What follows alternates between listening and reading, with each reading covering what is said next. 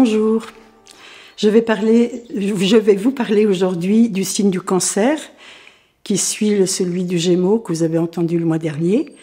Le Cancer donc est donné de la date du 21 juin, jour de l'été, du jour le plus haut, jusqu'au 21 juillet. Le maître mot du Cancer, c'est la sensation, je sens. Je sens le monde, je sens. Donc c'est très important. D'autant plus, il est alimenté par une planète qui est la Lune, qui est la planète la plus sensitive de tout le zodiaque, qui va parler du féminin, qui va parler de l'invisible, qui va parler de la nuit, qui va parler aussi de l'humidité. Quoi vous dire de plus? Il y a beaucoup. Qui parle du réceptacle. Donc la Lune est très reliée aux côtés de la mer, MERE. Donc c'est très relié aux eaux EAUX du monde. Comme si on baignait, mais on baigne dans ces eaux primordiales qui va renvoyer à des mémoires très très lointaines en soi, de ce qu'on sait ou de ce qu'on ne sait pas, mais qui vont certainement s'éclairer quand on va être dans ce signe-là. Donc voilà, je parle de la Lune qui parle de cette réceptivité, sensibilité, réceptacle, le féminin. Quoi dire de plus? Intuition, médiumité, il y a beaucoup de choses là. Dans ce côté de réceptivité, dans le Cancer, on va être plongé dans des mémoires anciennes qui sont pas du tout visibles ou qu'on ne connaît pas, qui va être ce que j'appelle la charge de l'hérédité. De qui on vient, quelles sont les histoires familiales qu'on ne sait pas, voire même au-delà des histoires familiales. Donc on est chargé, c'est ça qui est important, c'est dans le Cancer, on est chargé de choses qu'on ne sait pas et qui ont absolument besoin d'être déchargées.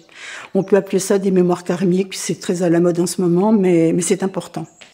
Donc le rôle du Cancer, ça va être quelque chose de la médiumité entre deux.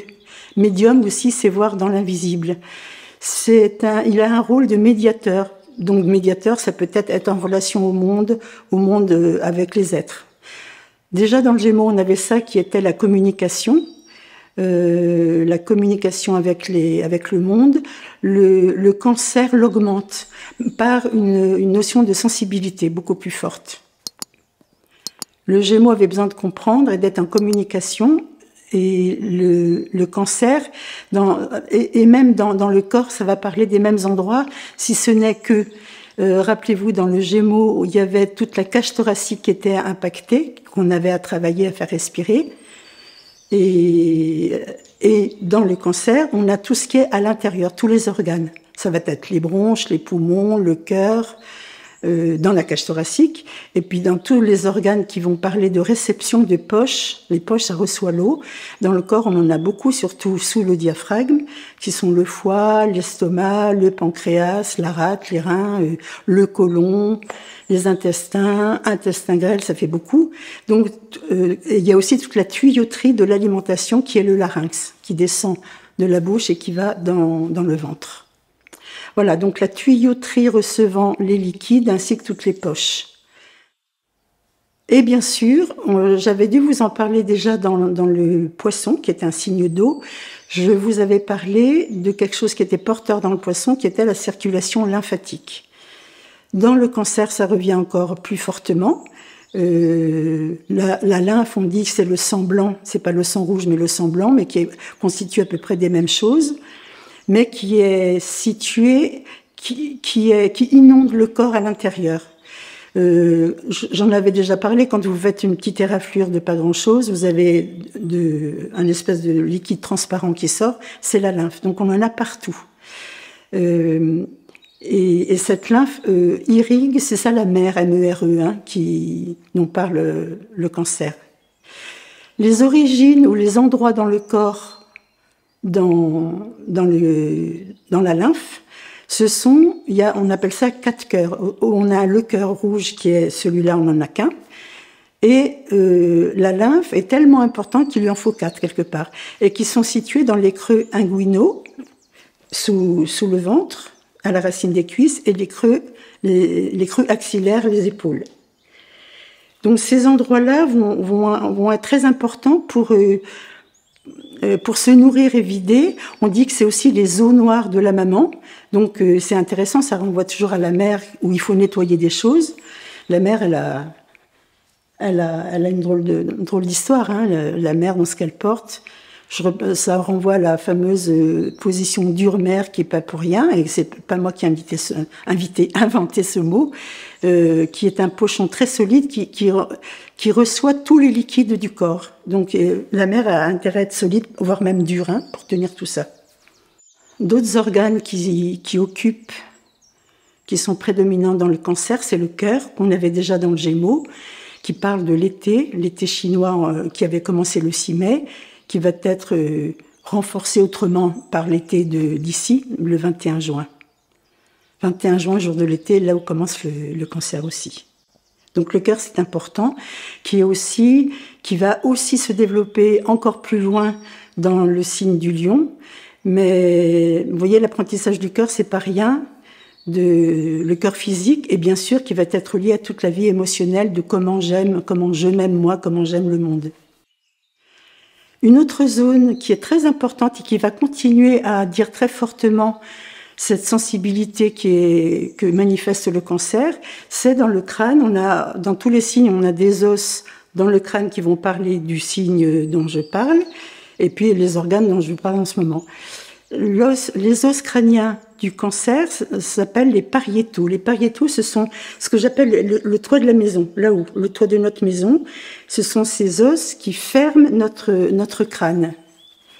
Et la particularité de cette boîte crânienne là-haut, c'est qu'il a une respiration particulière, qu'on travaille beaucoup en ostéopathie.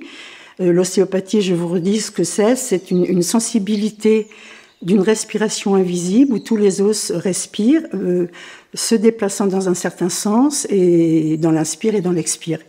Les os du crâne, tous les os du crâne respirent eux aussi, et les pariétaux dont je vous parle, ils sont tenus, vous n'avez qu'à regarder un crâne, par des articulations comme les doigts que je vous montre là, comme ça.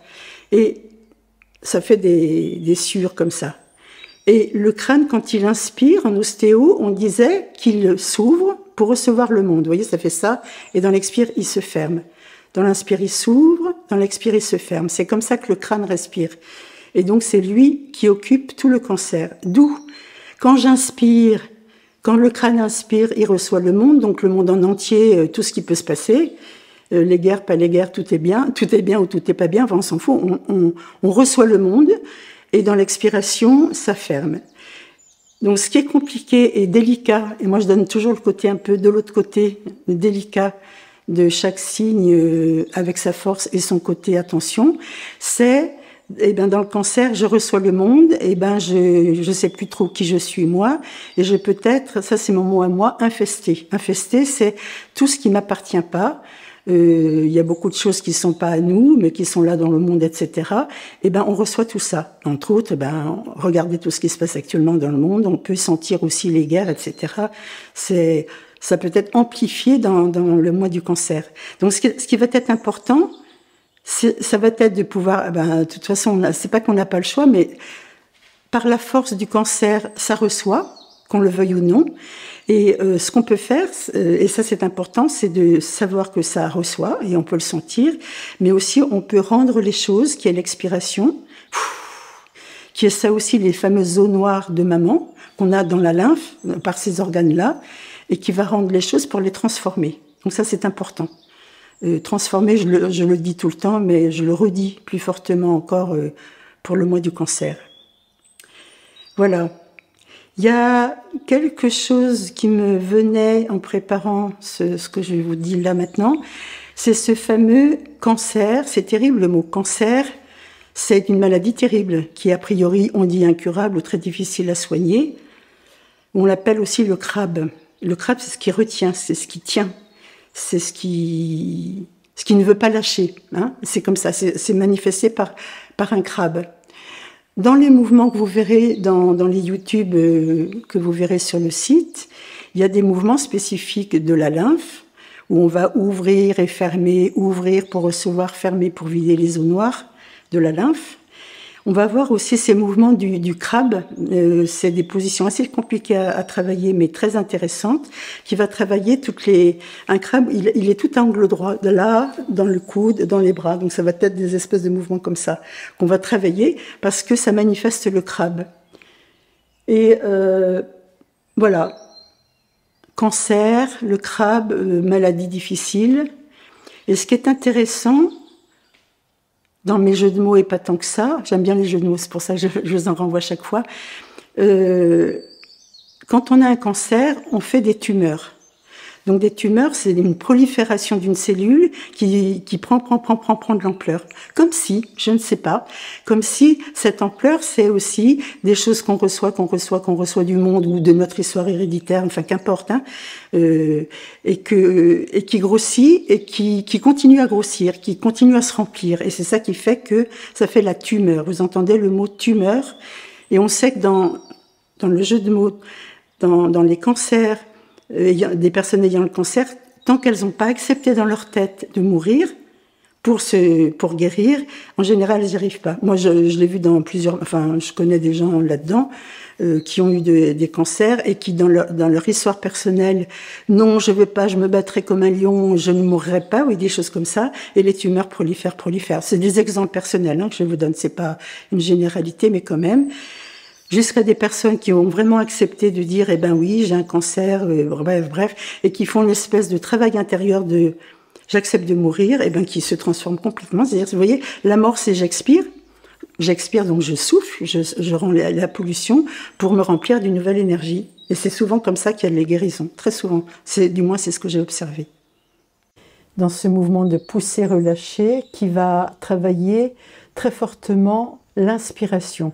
D'autant plus qu'on le travaille avec la conscience du diaphragme, qui est ce grand muscle inspirateur, le plus grand muscle inspirateur du corps, qui sépare votre thorax de l'abdomen et qui demande de la place. Le pousser-relâcher, les bras vont aller vers le haut, entre dans ce mouvement-là, poussant le ciel le plus haut possible, faisant du coup descendre le diaphragme le plus bas possible. Donc ça va être beaucoup d'inspire. Et puis dans l'expiration, là où c'est particulier, c'est que le sujet va relâcher ses bras, va les relâcher en détente et non pas en contraction. Ça c'est très important parce que le cancer est un signe où on va, un petit peu comme dans le Verseau, recevoir beaucoup le monde, l'énergie du monde, par les os, E-A-U-X. Le sujet est debout, dans l'espace Wakos, il expire. Et dans l'inspiration, il va pousser son ciel le plus haut possible. Les mains du haut sont les pieds du ciel. Et dans l'expire, il les laisse tomber où ça tombe. Il pousse ses pieds du haut, pieds du ciel, le plus haut possible. Et dans l'expire, il les laisse tomber en détente.